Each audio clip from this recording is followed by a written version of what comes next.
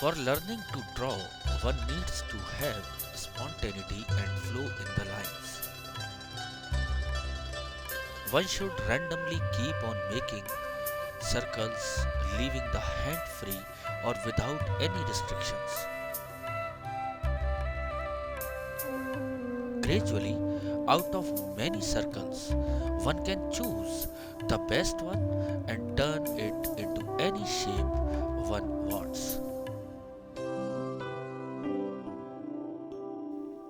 In drawing eyes, the circle includes the eyelid and the puffy area under the eye too.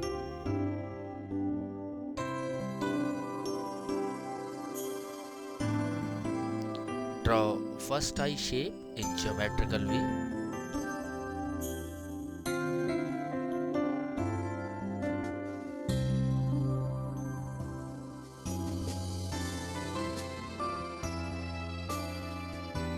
Triangles, cylinders and cubes will form the external structure of the eye.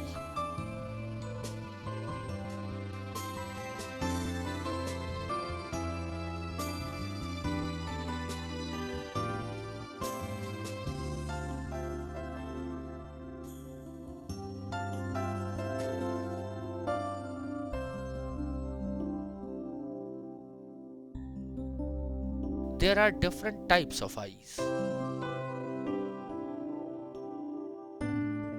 The shape of the eye also changes as per placement of pupil. The angle will change. The shape will contract or widen as per the expression of the eye. The first eye had a straight line. This one has angular eyelid.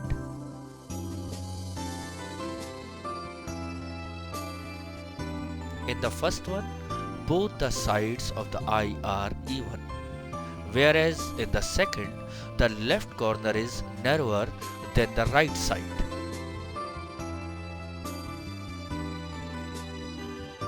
Again, the flow of lines is created by circles to prepare a base for third shape of an eye.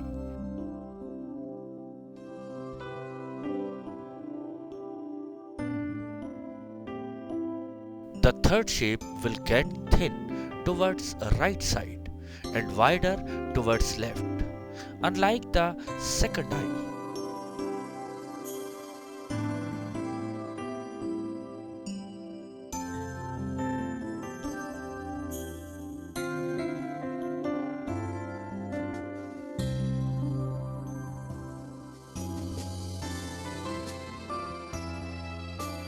When one draws a line joining the two edges of the eye, one can easily make out where the pupil will lie in center, slightly up the center line or slightly lower. A little shade on the side can make one visualize the actual shape of an eye.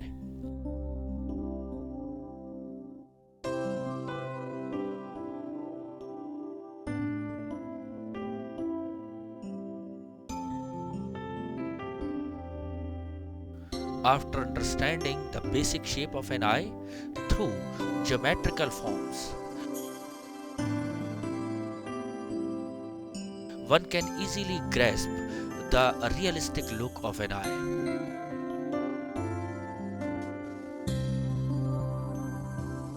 Practicing the same formula of creating an eye in a circle, again start circular scribbling.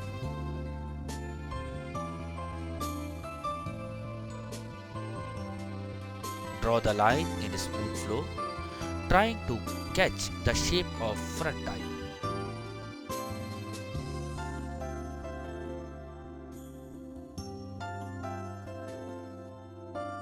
After drawing the shape of an eye, draw eyelid too.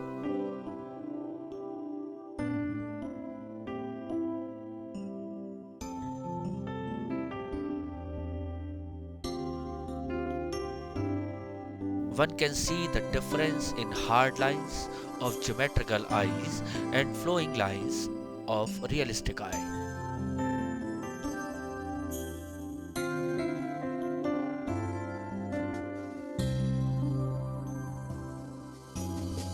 In the center of the eye, make a very small circle and leave it white. Darken the area around it.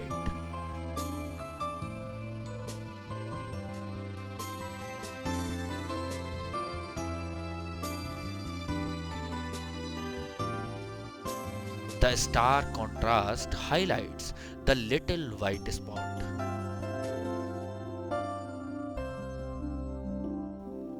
One needs to know that the area touching the eyelid is always darker than the color of the eyeball or pupil.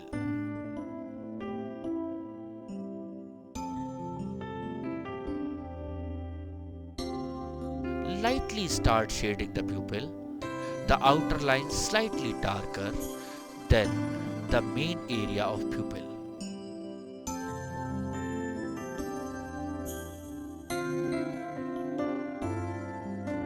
This adds glaze to the eye.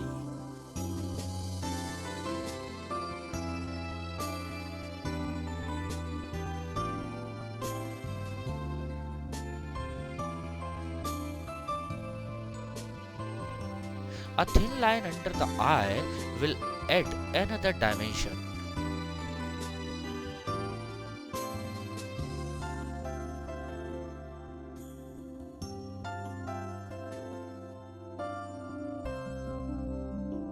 And then the dark tone of eyebrow will highlight the eye more.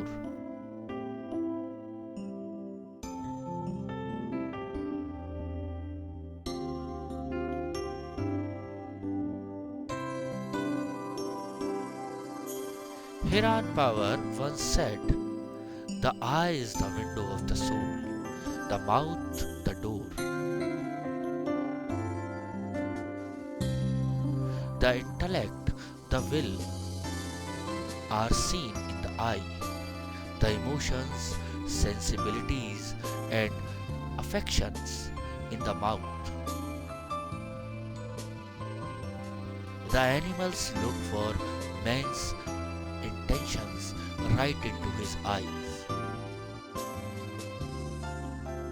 Even a rat, when you hunt him and bring him to bay, looks you in the eye.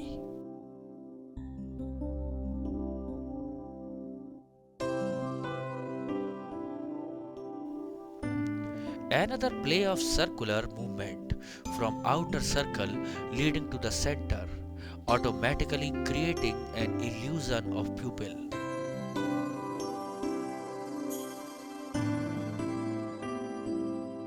Following the shape of geometrical eye, draw the second eye with slightly raised eyelid and wider than the previous one.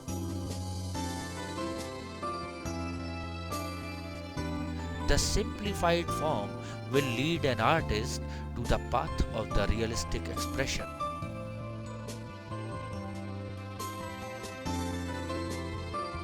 Emerson said, "People forget that it is the eye which makes the horizon, and the rounding mind's eye which makes this or that man a type or representative of humanity with the name of hero or saint."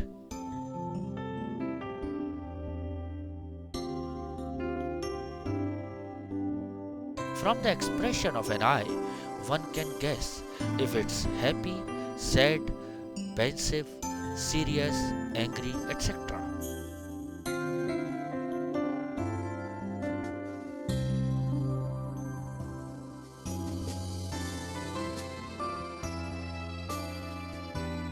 The shape of the eye can easily twist the expression. The eye can turn from normally looking to starting one with just one angular outline.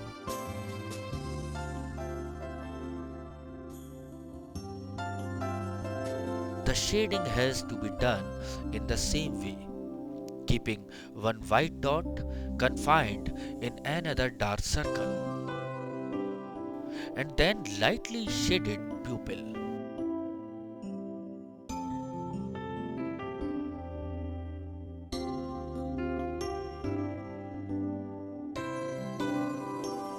A little shading outside the eye adds depth to the bag, which holds the eye.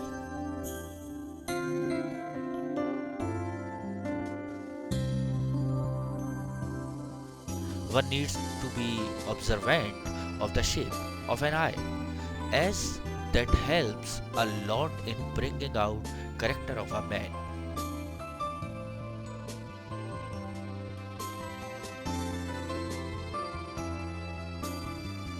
Without any other features, I can speak volumes.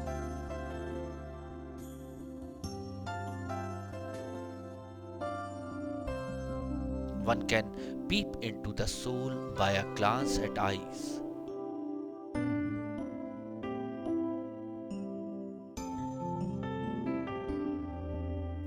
Tuckerman very beautifully expressed.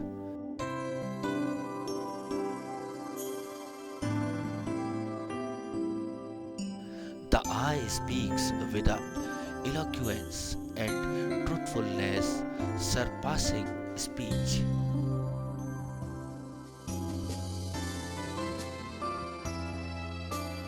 It is the window out of which the winged thoughts often fly unwittingly.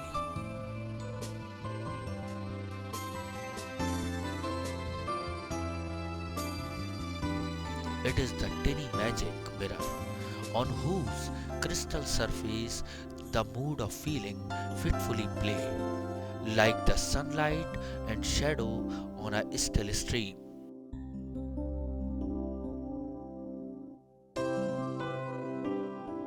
Exploring the shape of an eye more, draw an eye looking sideways.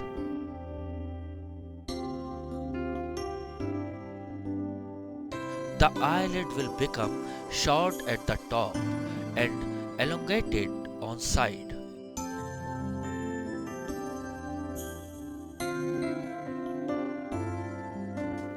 The eyeball will have a curved line.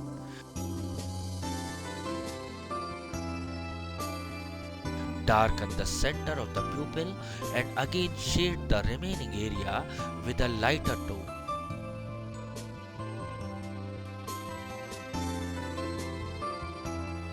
Then now every eye drawn is a different angle and varied look.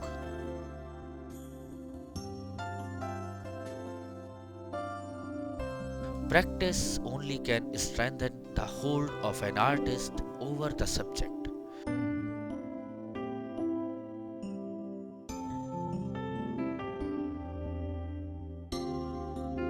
With practicing only, the mind starts perceiving the dimensions and explores the creative strategy of simplification and intricate observation.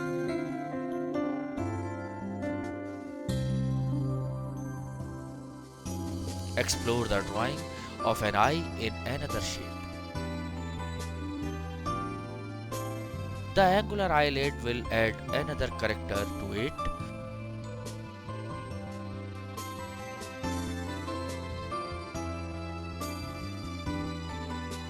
It can turn out to be gloomy or even dreamy.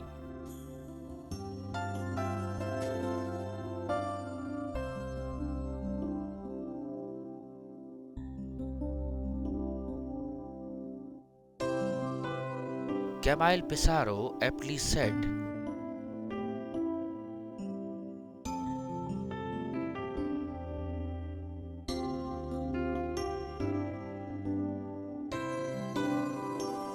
"It is only by drawing often, drawing everything, drawing incessantly, that one fine day you discover to your surprise that you have rendered something in its true character."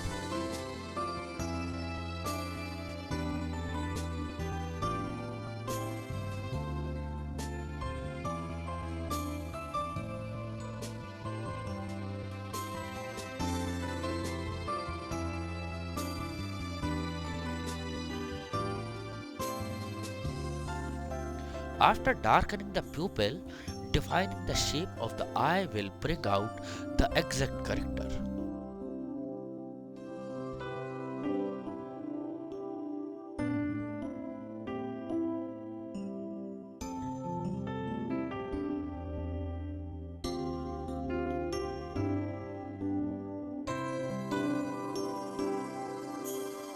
A little shading in the eyeball over the eyelid and the circle encircling the shape brings out the intensity of the expression and reflects the feeling which needs no words.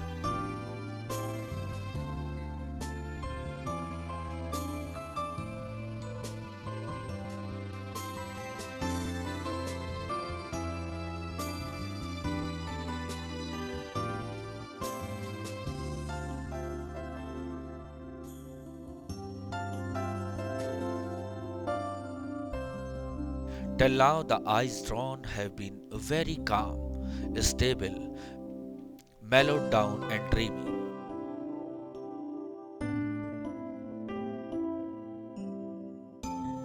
Now let's try a horrified expressions.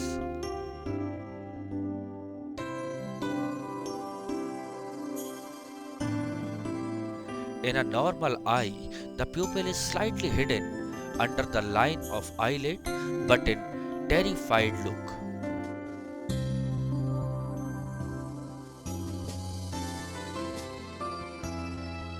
the whole pupil gets centrally placed and are fully visible.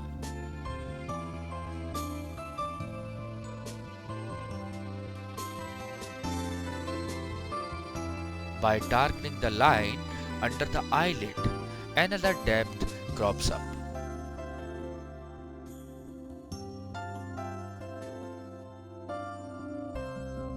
It will highlight the winded look of eyeball.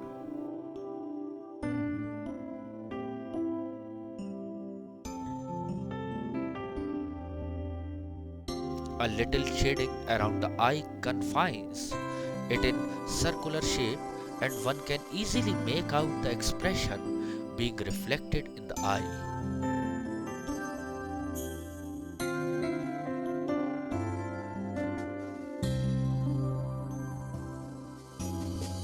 Eyes can reflect vulnerability, tenderness, fear, and beauty of the soul.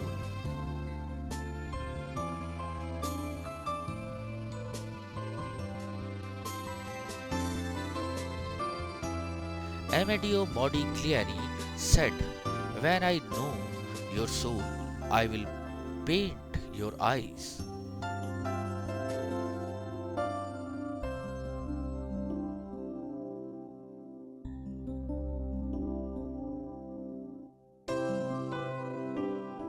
One needs to keep on drawing different shapes of eye: wide, narrow, close set, deep set, round, protruding, droopy, almond shaped, etc.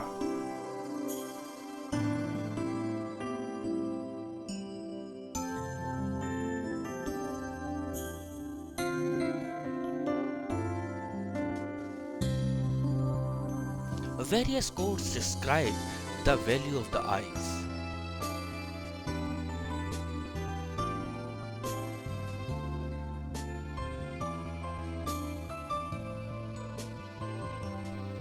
Eyes are something which needs no words to express.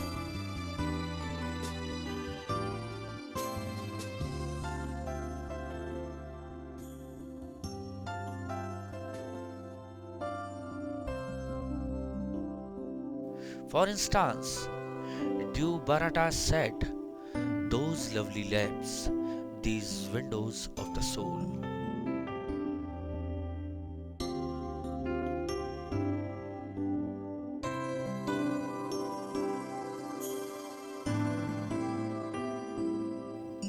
L. E. Landon, eyes that droop like summer flowers.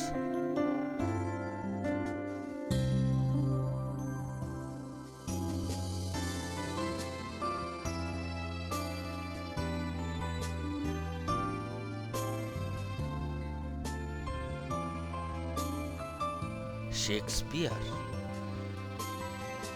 Disdain and scorn right sparkling in her eyes.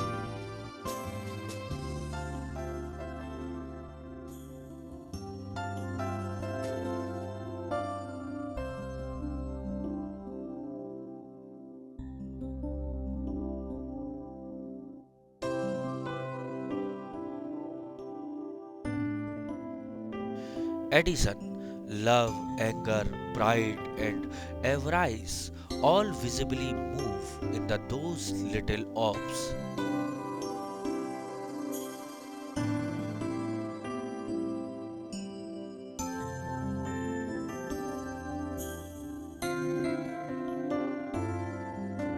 Southwell, her eye in silence hath a speech which I best understands.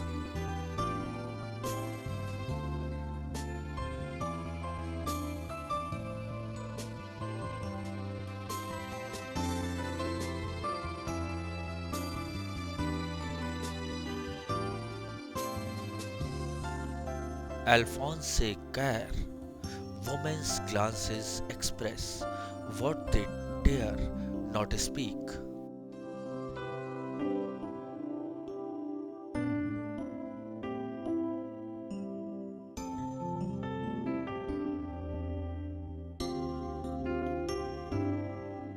George Eliot, a superset resolve will betray itself in the eyes.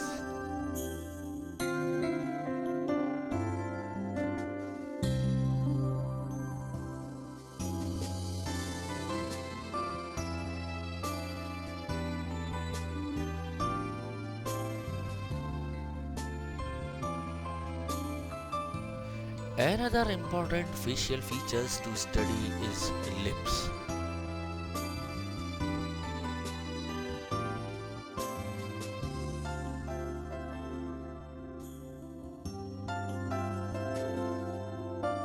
Lips also have their own language.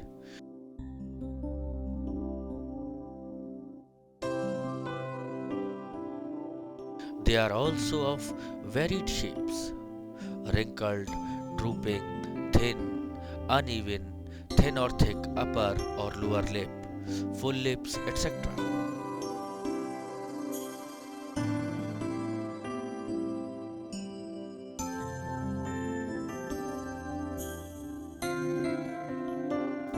Start exploring the simplified form of lips by drawing them in geometrical shapes.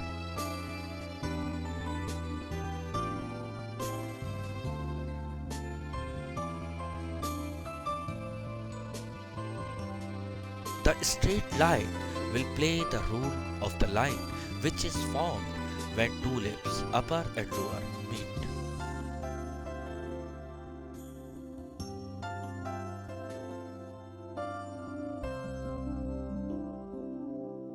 The first lip is front-facing lips with evenly shaped mountains depicting upper lip and boat-shaped lower lip.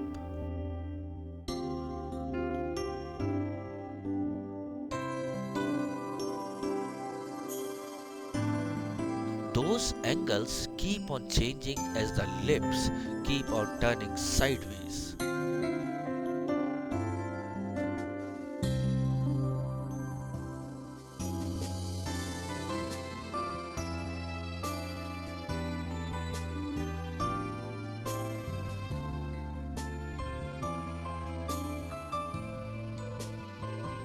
One side of lip will keep on getting long and the inward turn one keeps on turning short.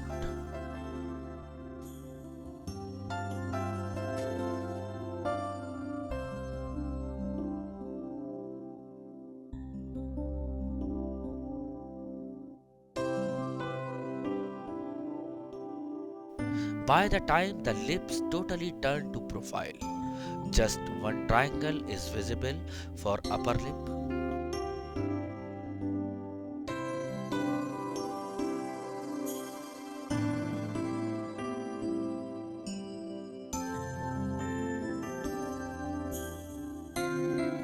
These geometrical readings helps on artists to study in simplification and analyze what a feature will look like when in different angles.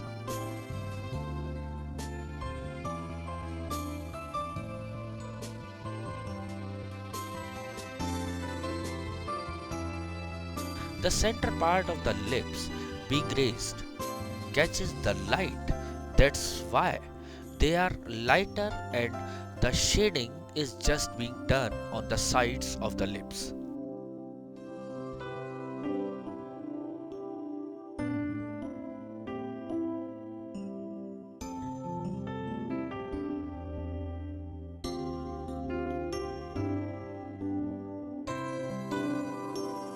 The dark lines are giving lips hard look, but moment one start drawing them realistically, the pencil automatically goes soft in strokes and one can feel the softness of the skin of the lips.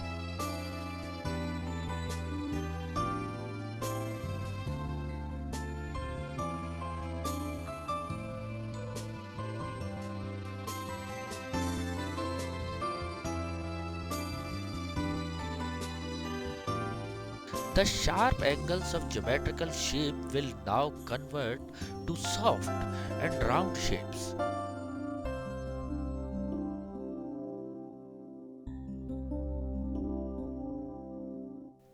The base will be the already explored one, but the form will be more realistic with lighter and darker shading.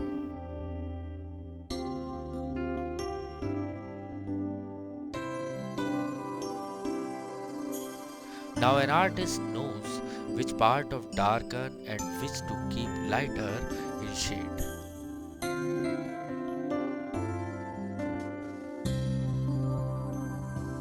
The upper lip is always darker than the lower one.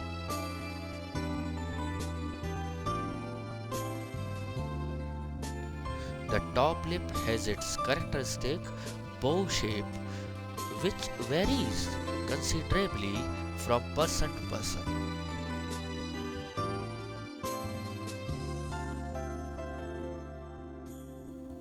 The bottom is usually larger than the top and more creased with vertical stretch lines.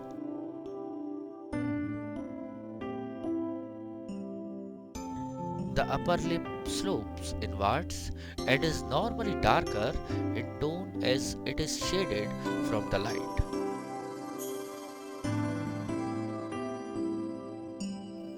The lower lip is more fleshy with a stronger muscular structure. It tends to catch the light and is further distinguished by the shadow below its pouting form. In the final stages of drawing the mouth, tone is used to soften the edges and refine the detail. Not only should it highlight the surface texture of the skin, but it should also make you more aware of the muscular structure that lies beneath.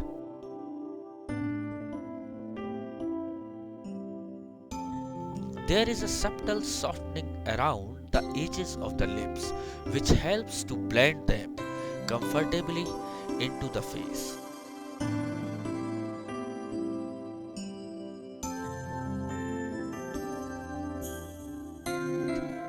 Note how the detail at each corner of the mouth diffuses into a small area of tone.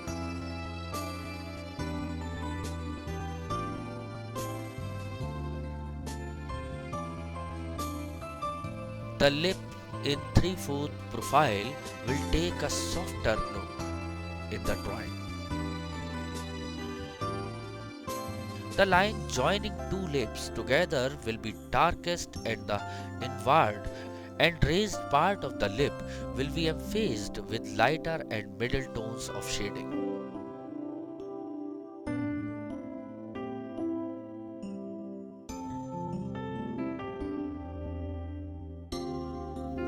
One can see the contrast of hardness and tender look in two drawings.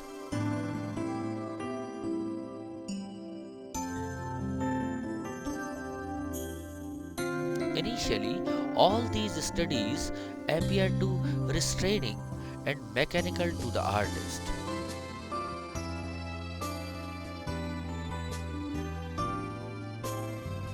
But gradually, with practice, mind can itself guess where to turn the line and apply shade to create proper impression.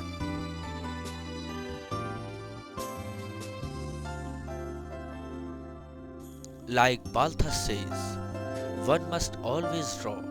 Draw with the eyes when one cannot draw with a pencil.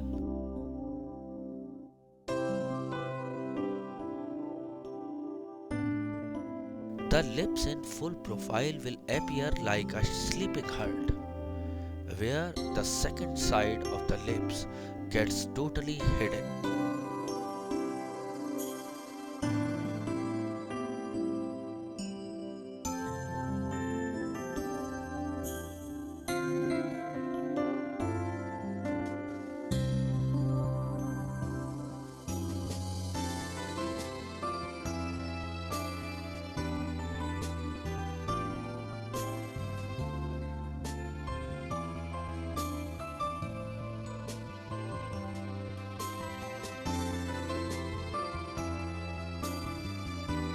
After learning the basic shapes of the lips, one need to study how they would appear when smiling.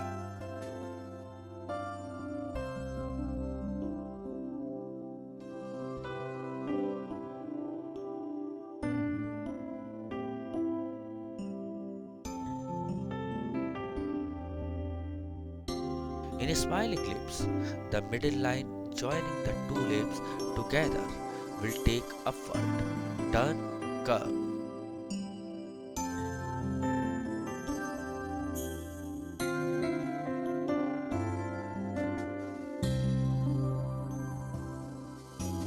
The drooping lips will have curved, bent downwards, upper lip getting thin and lower lip fuller.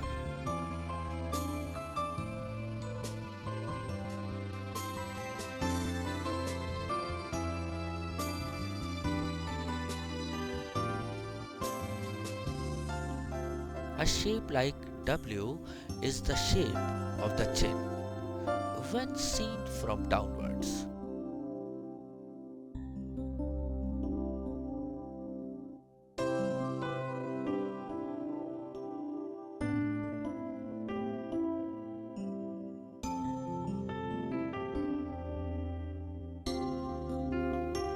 This is another angle to study the lips. As the whole perspective changes and the shape totally changes its original appearance.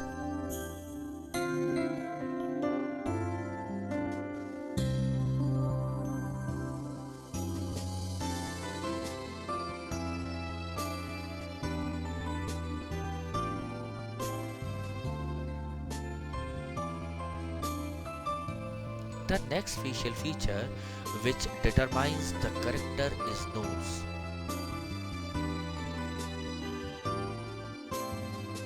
This part of the face can also be studied from different angles, just like lips.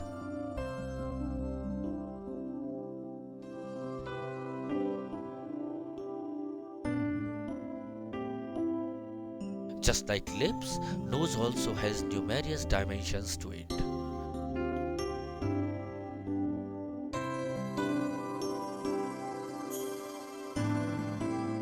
The center bone is the hardest part of the nose, and around its base the nostrils are placed.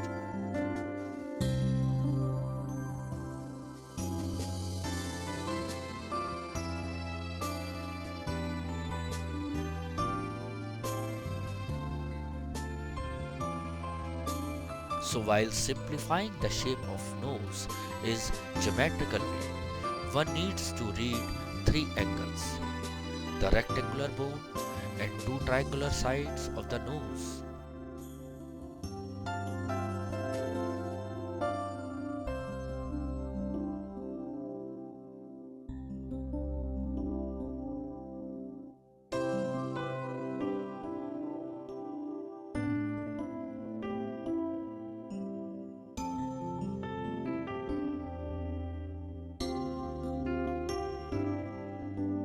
The nostrils form another two triangles.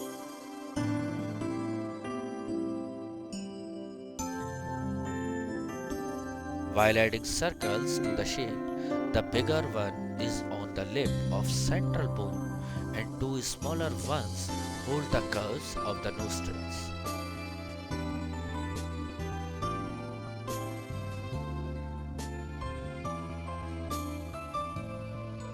As the nose gets turned more and more sideways, one nostril keeps on reducing in size and turning half moon.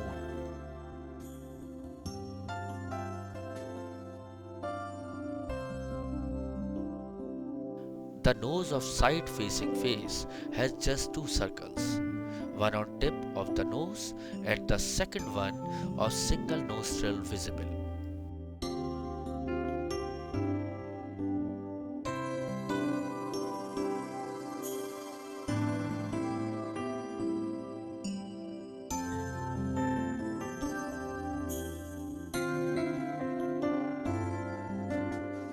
When one observes the nose from the lower angle, the drawing suddenly gets very complicated and different.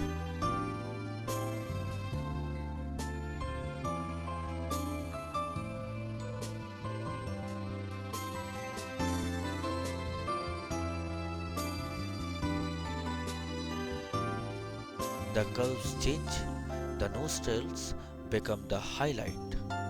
There is foreshortening of nose. The bulge of three circles become the crucial thing of study.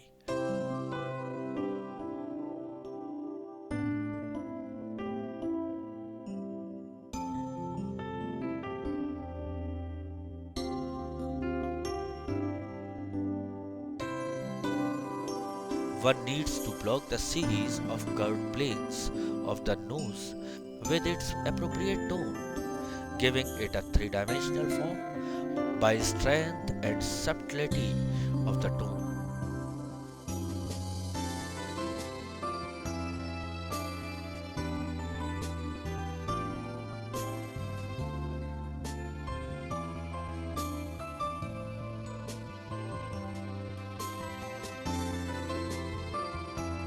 Variation of shading only helps in taking the drawing to a next matured level.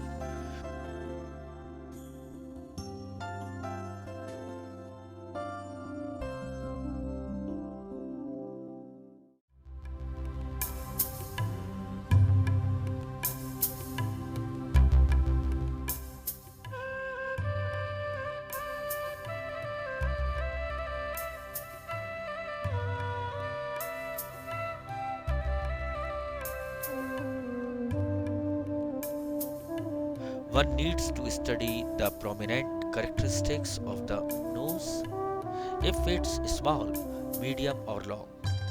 How are the nostrils placed? Widely or clinging the nose's central bone.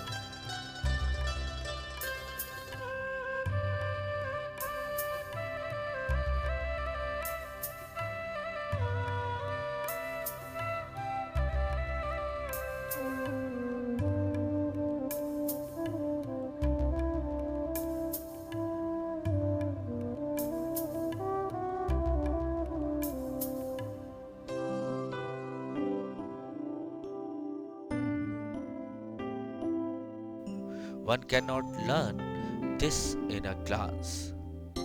Observation of shapes and sizes, bone structure, and muscles is very important to understand any features.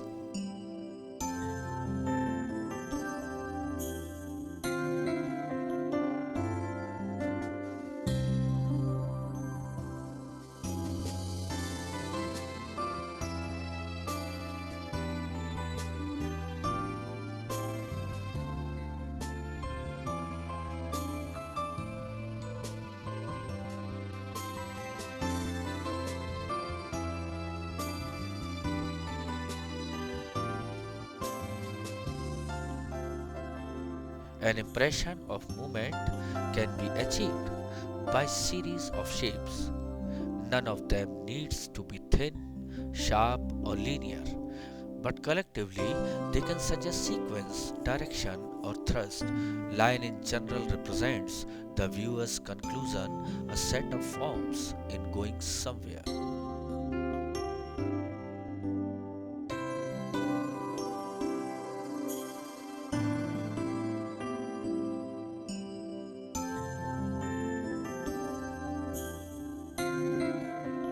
Now is the time to draw the nose with a smooth line instead of hard edges.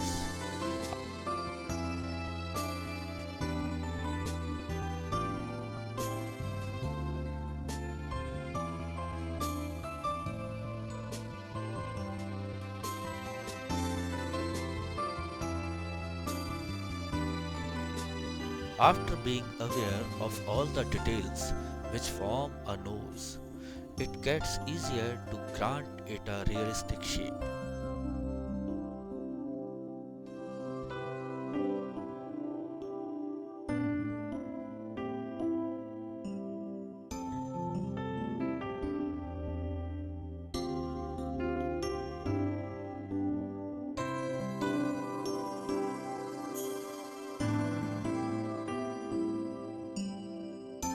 The hard edges will turn to soft and curved lines, and the basic shape will help in molding the form, devoid of all the geometrical inputs.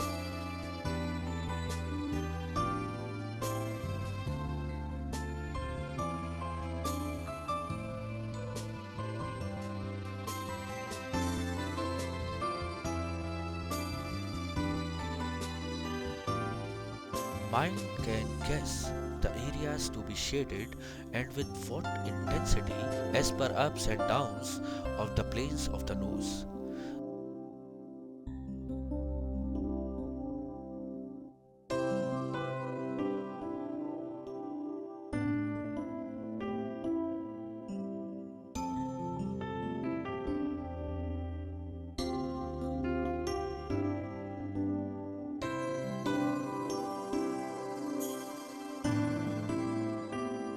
The light will fall maximum on a raised part like the central nasal bone and nostrils.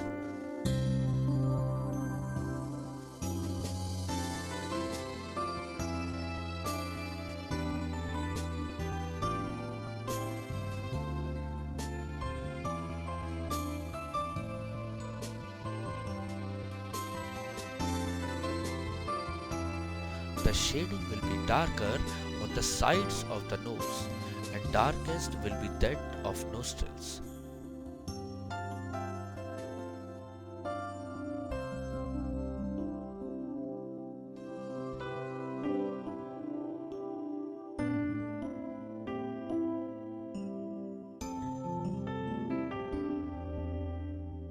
One can shade behind the bigger circle, differentiating between the circles of nostrils and that of central bone circle.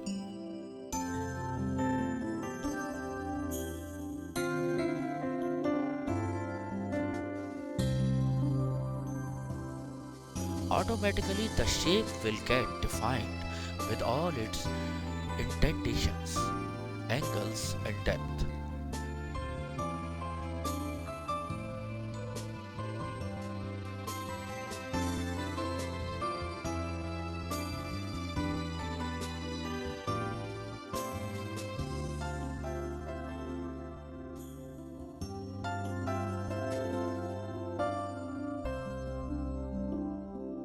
One can imagine the bone structure and muscles leading to formation of a nose.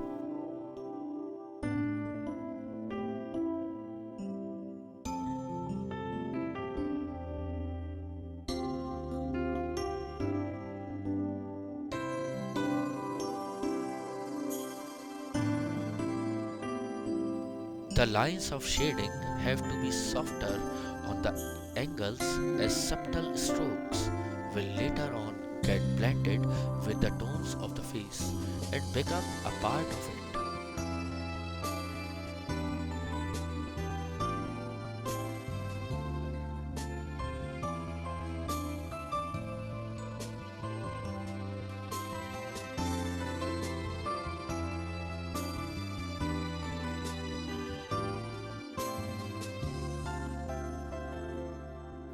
Slowly and slowly, with patience and continuous pencil scrabble, shading will keep on gaining variation and adding more depth to the drawing.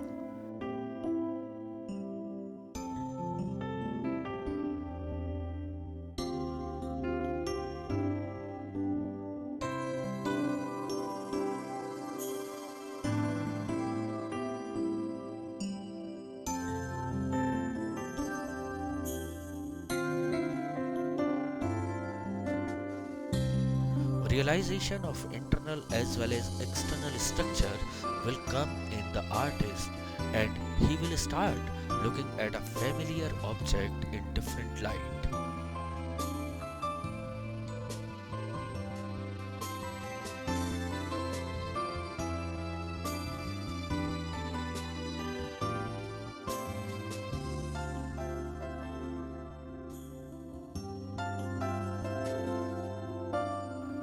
Another significant part of the heads is ears.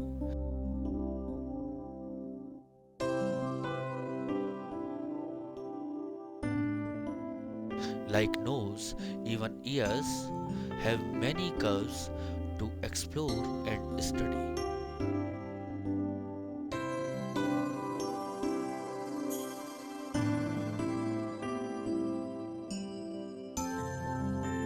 Ears also have different shapes like round, square, pointed, and narrow, and with free, attached, or even broad lobe.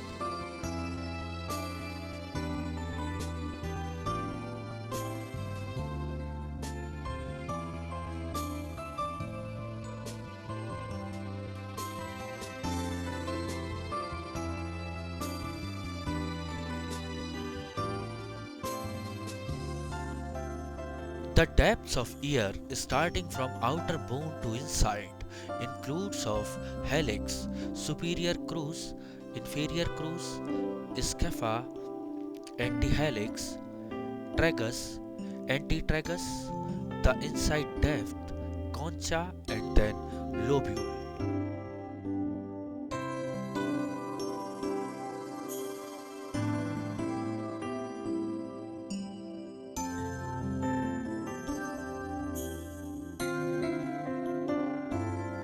The ear is a complicated arrangement of ripple and folds of flesh. You need to organize its irregular shape into some basic forms that are easier to outline.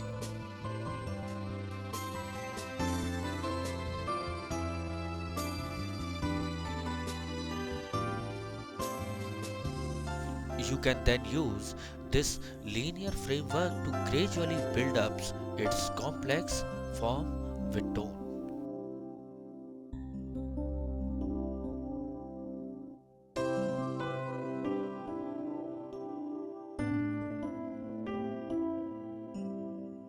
Simplify the tonal structure of the ear into three areas. Number one, area that are mostly light, leaves these unshaded.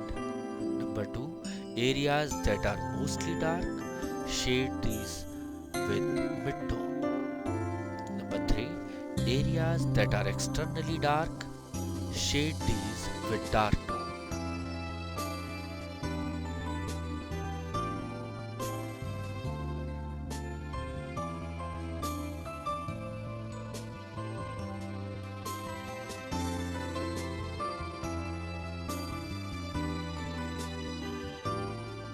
Look deeply into each area of tone and try to pick up on the subtle variations that lie within.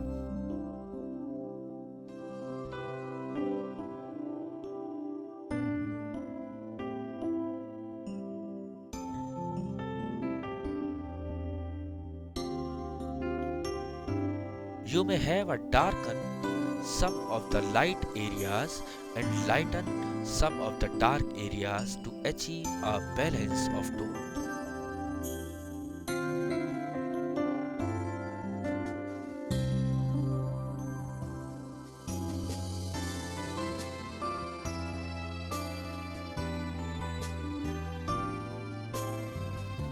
Tonal drawing is simply a balancing act between the elements of light and shade.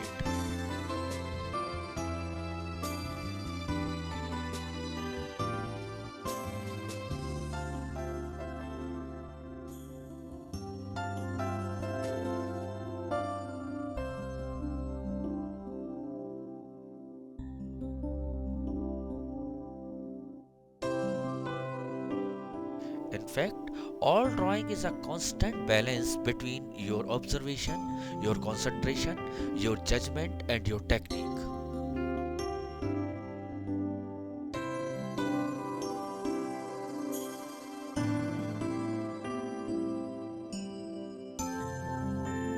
After drawing the left ear, try the right one.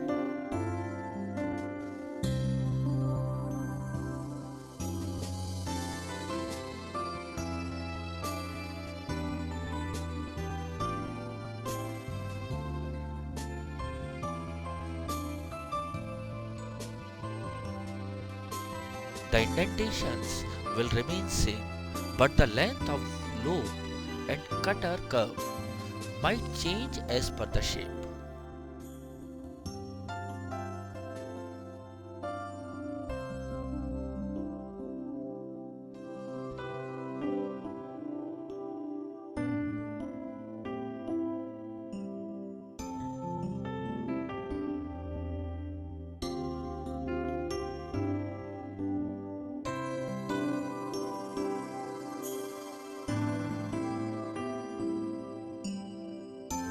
The lobe might hang a little and the curves of the ear can turn round instead of angular.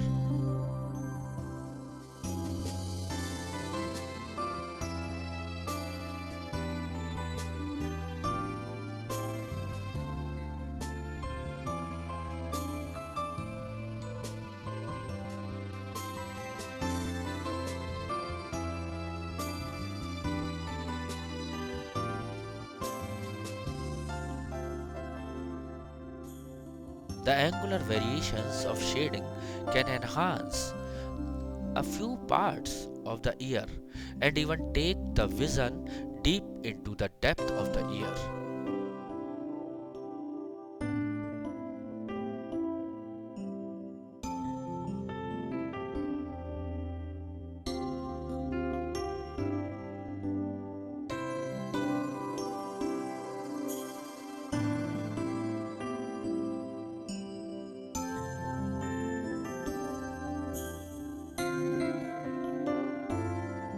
Vertical, horizontal, angular lines can depict numerous levels of the formation of the ear.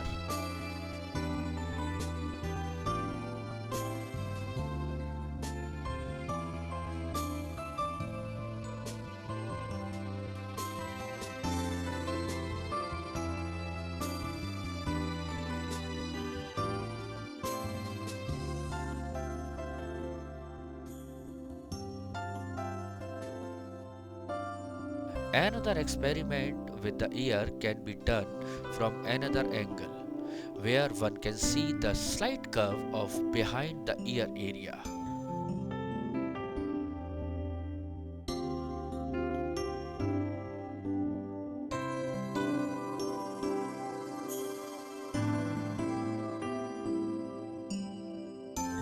The ear appears narrow but elongated at lobe.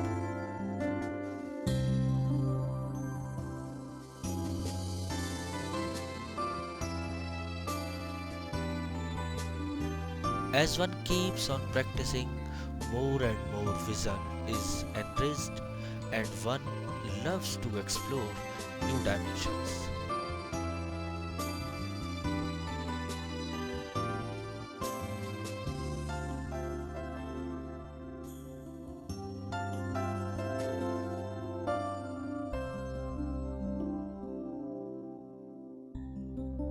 Vic Munich very aptly expressed the process of drawing. Drawing is not only a way to educate your eye to understand visual information, organizing it into a more hierarchical way,